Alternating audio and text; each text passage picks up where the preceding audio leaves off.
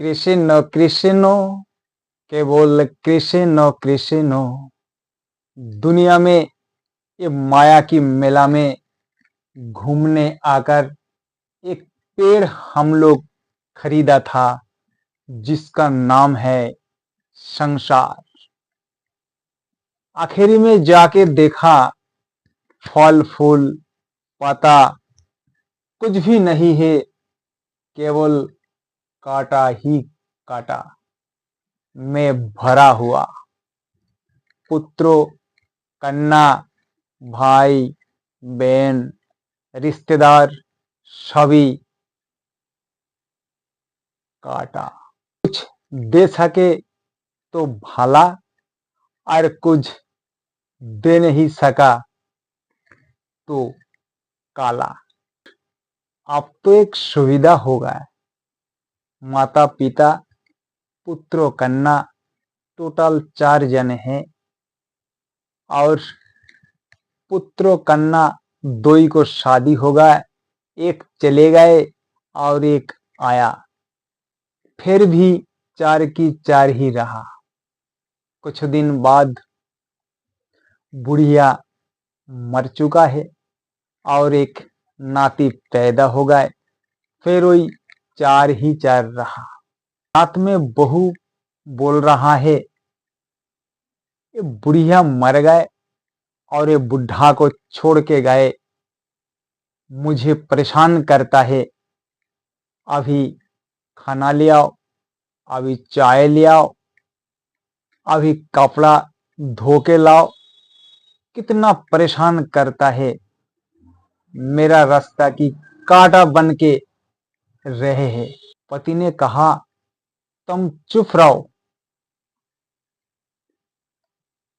इनको व्यवस्था सब हम काल ही करेंगे, इनको तो कहीं वृद्धाश्रम में छोड़ के हम आएंगे। सवेरे बुढ़ा को लड़का वृद्धाश्रम में गए और वहां पिताजी को रुकने का व्यवस्था करके आए।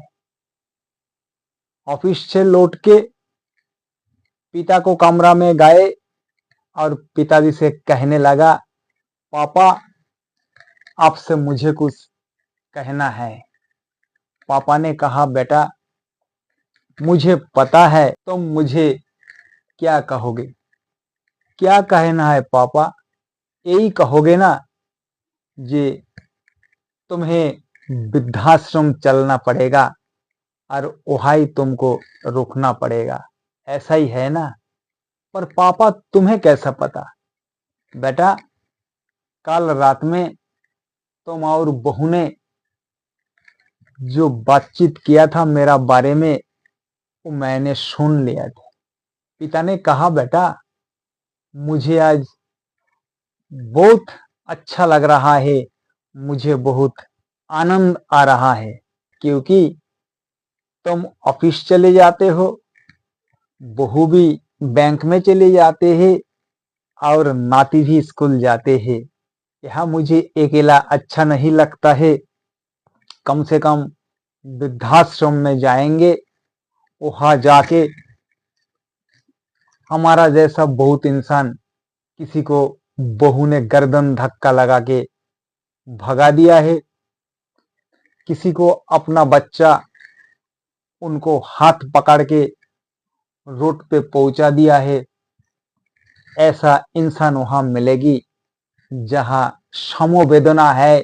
जैसा मेरा व्यथा है, जैसा मेरा दुख है, ऐसा ही वहां दुखी इंसान मिलेगी। कम से कम वहां मेरा दुख की बातें कुछ कह तो सकते हैं उन लोगों को साथ। सवेरे बच्चा अपना पिताजी को पास गया और कहा, पिताजी क्या आपको बैग में लगा दो? पिता ने कहा, नहीं बेटा, ये तुम्हारा दिया हुआ कुर्ता पायजामा मैं पहने हैं और तुम एक गमछा मुझे दो, फिर हम तुम्हारा साथ चलते हैं। पिता आगे आगे चलने लगा और पुत्र पीछे पीछे चल के वृद्धाश्रम में पहुंचा और वहां वृद्धाश्रम में पिताजी को छोड़कर आने लगा। और रास्ता में उनको पत्नी को फोन आया, क्या तुम कहाँ हो? उनने कहा, मैं पिताजी को छोड़ के अभी रास्ता में ही हूं। अरे सुनो, क्या तुम वृद्धाश्रम को मालिक को बता के आए हो जो जब तक तुम्हारा और मेरा फोन उनको पास ना जाए तब तक पिताजी घर में ना आए? पर क्यों? अरे जब मेरा घर में कोई फंक्शन होगा तो यहाँ पिताजी अगर आ जाए तो गांव वाले रिश्तेदार और तुम्हारा ऑफिस का दोस्त लोग पूछेगा, क्या आप कहाँ रहते हो? अगर पिताजी अगर वहां कह दे मैं वृद्धाश्रम में रहता हूं तो इज्जत का सवाल है।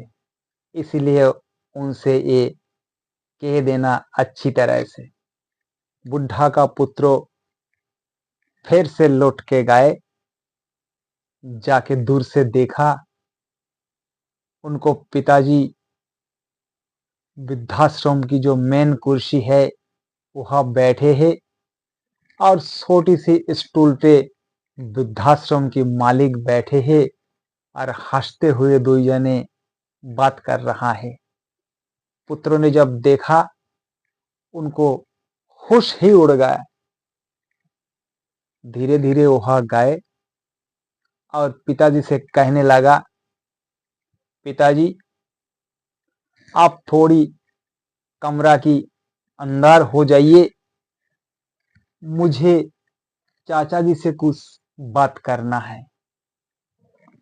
पिताजी कमरा के अंदर चले गए और उनको पुत्रों वृद्धाश्रम को मालिक से कहने लगा, सब तो ठीक है पर चाचा जी आप ये बताइए, आप मेरा पिताजी को पहले से ही जानते हो क्या?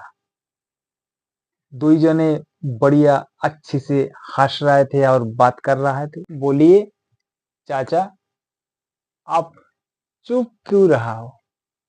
बोलिए ना, क्या बात है? क्या होगा? आप रो क्यों रहा है? रोने को क्या बात है? सब बोलने पर तुम्हें दुख होगा, फिर भी जब तुम सुनना चाहते हो तो तुम्हें सुना रहा है। ये अनाथ आश्रम में तुम्हारा पिता मेरा पास आए थे और रोने लगा, भाई मैं निसंतान हूँ, मेरा पत्नी को बच्चा नहीं होता है, मुझे एक बच्चा की जरूरत है। तुम्हें तुम्हारा पिता ने देखा और पसंद आ गए। तुम्हें यहाँ से उनको घर में ले गए और इतना तुम्हें बड़े किया और लिखाई पढ़ाई सिखाया। पर लेते समय हमने तुम्हारा पिता से कहा था, भाई जो पेड़ की बकला वही पेड़ में लगता है, दूसरा पेड़ में कैसा लग सकता है?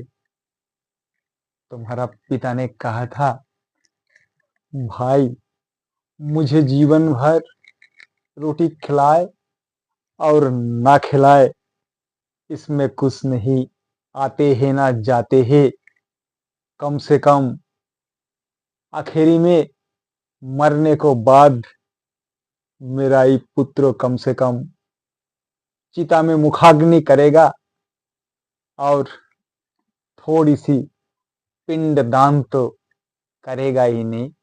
मुझे आज आंसू आ रहा है ऐसा देखकर जो पिता थोड़ी सी पिंडदान के लिए, थोड़ी सी पिंड मिलने के लिए पूरी जीवन बच्चा की पीछे गवाया है, पर वही वृद्ध पिता आज वही वृद्धाश्रम में ही बंद है, जहां से वही संतान को ले गए थे। आज वही उनको पिता बंद है। लड़का सुन के दरवाजा को तरफ भागा और कहने लगा, पापा पापा दरवाजा खुलिए, मेरा गलती हो गया पापा, एक बार मेरा बात तो सुनो पापा। पापा सुनकर बाहर आए और कुर्सी में बैठ गए। बच्चा अपना पिता को चरण पकड़ के रोने लगा और कहने लगा, पापा मुझे गलती हो गई, मुझे माफ कर देना, तुम घरे चलो पापा, मुझे कुछ मालूम नहीं था, मुझे गलती हो गई, मुझे माफ कर दो पापा।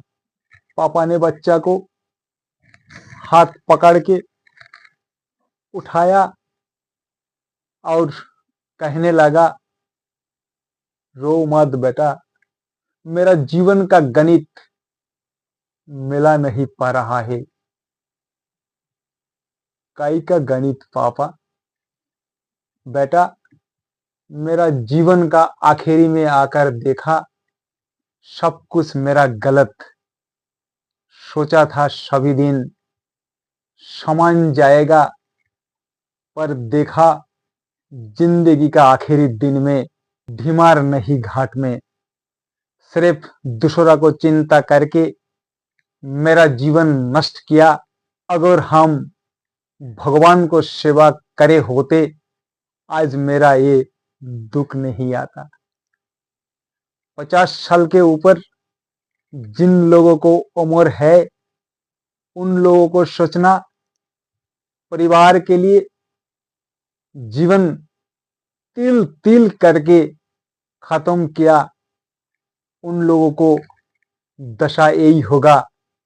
इस संसार तुमको क्या दी? लांछना, कटुक्ति, गालागाली। लड़का कहेगा, तुम मेरे लिए पापा क्या किया है? पत्नी कहेगा, तुम्हारा साथ शादी होके मेरा जिंदगी बर्बाद हो गया। जो संसार को माला समझकर गले पहन लिया, आज वही माला आगुन हो रहा है।